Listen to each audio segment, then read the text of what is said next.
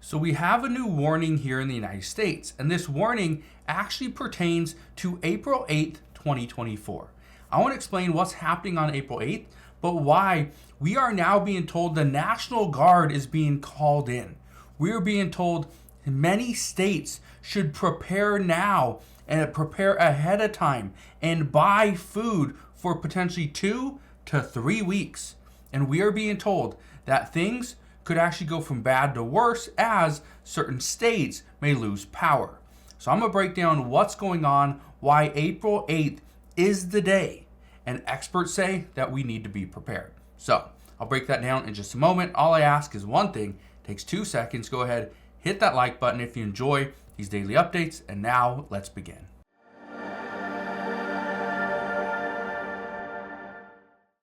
So why exactly are we worried about April 8th, 2024? Well, it has to do with this. On April 8th, we are going to see a total solar eclipse. Now, I want to be very clear on something. A solar eclipse happens between 2 to 5 times every single year. No big deal. A total solar eclipse happens about every 18 months. However, a total solar eclipse that is visible at one location only happens about every 400 years. So that is why many are saying that this is a warning. We are getting warnings that we need to be prepared because food is going to be impacted, power is going to be impacted in certain states. We know that the National Guard is actually being called in and deployed because they are concerned with the influx of people in certain areas. But also, they're concerned that what if we lose power? What if we do not have the ability to go and get more food? What happens then? Well, that's why the National Guard is being called in. But I want to show you where this is going to be impacting us the most. Because according to NASA, we actually have a graph. Look at this. This is from the NASA website, from nasa.gov. Okay? So you can see the date up here. If I scroll and come down here, you can see how it moves. But if I continue to bring this up just a little bit, you're going to start to see in just a second, this is where it's at, down here in Torreon. Okay? And then it's going to move a little bit north. It's still in Mexico, a little bit south, southwest of San Antonio. Keeps going up to Dallas, keeps going. One of the best places that they're expecting to see this is somewhere in this area. It's in Oklahoma somewhere. It's called, I think, McCurran County or something like that. We'll get to that in a moment. But these are the places where they're saying we need to be careful. And these are the states they're saying that we got to watch for. Okay? Now, I want to break this down because a lot of people are wondering, well, why are we going to lose power? Well, how would a solar eclipse impact our power? Is our power grid going to go down? Are we going to see power lines get shot? Are there going to be solar flares? Well, here's the reason why. Most people don't realize this, but for a couple reasons, if you see the moon go in front of, or the moon comes in front of the sun, okay, and that's one of the reasons why we see a solar eclipse. Well, it becomes dark. Guess what happens then? People turn lights on to drive. People turn lights on in their home. And now this is not going to be for days and days. It's going to be for a very short period, but your lights maybe need to be turned on. A business, you're working, well, you might have to turn on your lights. You can't use the sun anymore. Well, this creates a problem. There's another problem that actually compounds this as well, and this has to do with solar panels. It says that the Electric Reliability Council of Texas, known as ERCOT, which provides solar service to 90% of the state, says the event will affect solar production in Texas between 12:10 p.m. and 3:10 p.m., so in the middle of the day, while the eclipse passes over the state from the southwest to the northeast. So about 3 hours. We're going to see less solar production because of this.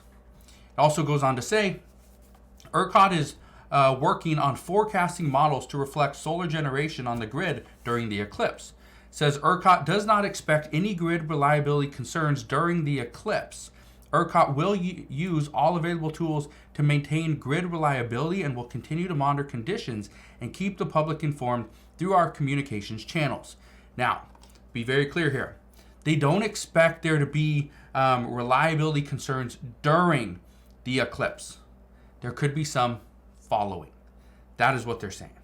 Now, I want to show you something else. There's a map that's actually showing where there's concerns, and they're telling people you should stock up on food ahead of the solar eclipse. I want to show you what states those are actually in. But I want to be very clear on something. If you do not have enough food for a small emergency, enough food, enough water, things like that, right? Flashlights, they could be solar flashlights, they could be the crank ones, whatever you want. But you should stock up on certain supplies because you just never know, right? There could be an earthquake, there could be a tornado, there could be something like a snowstorm. We've experienced that recently, right? But here are the states, okay? We got Texas, got Oklahoma, okay? What is it, Ohio, and I don't remember what state that is. Anyway, okay? Where is it at? What state is that? So we got Ohio and what was that? Illinois? Those are the two states right here. I don't know. I'm not very good on geography, but pretty sure it's Illinois and Ohio. Anyway, those are the 4 states that are warning people. Go stock up on food.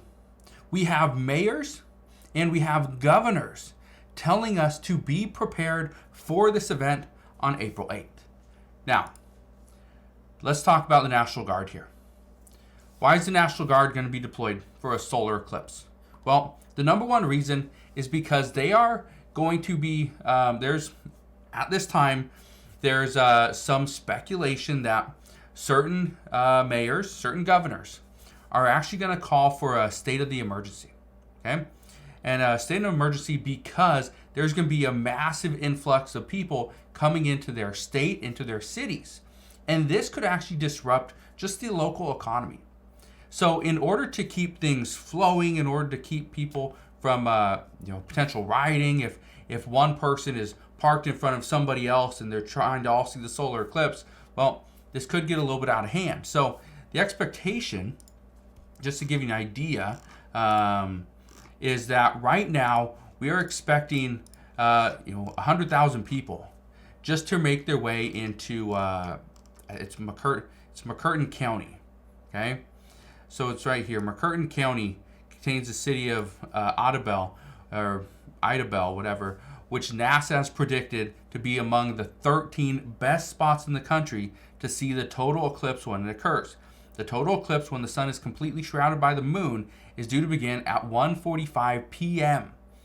there and end about 1:49. So there's really going to be only about a 4-minute window. And that's the issue, and this is why the National Guard is being called in. But I want to read you this. It says the Guard will provide first responders as well as units with hazmat response capabilities in case of an incident like an industrial fire. There's also some talk about solar flares. I'm not getting to that in today's video.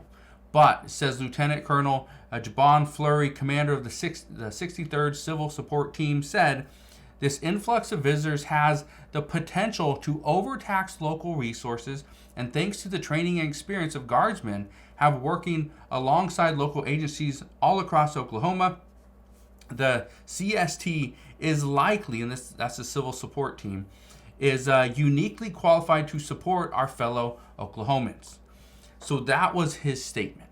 Now, I want to be very clear, give you my thoughts really quick. Do I think there's going to be some huge event other than this total solar eclipse? No. Do I think there's going to be a fire, mass fire? The probability of this happening is very low unless somebody creates it. The concern, though, and this is something that many people have brought up, I've seen a lot of comments, seen a lot of stuff over on X about this. There's a lot of concerns that this could lead to a potential catastrophe, because if somebody's wanting to hurt the American people, hurt people just out there looking at the moon covering the sun, this could be one of those events, because people are going to be very close. They're going to all be in a certain location. So That's the only thing we're hearing. There's some speculation, there's concern there. Some, I think, it's just fear mongering. But again, that's the concern right now. Is there are some mayors and some governors saying that something could potentially happen. They just want to be prepared for it.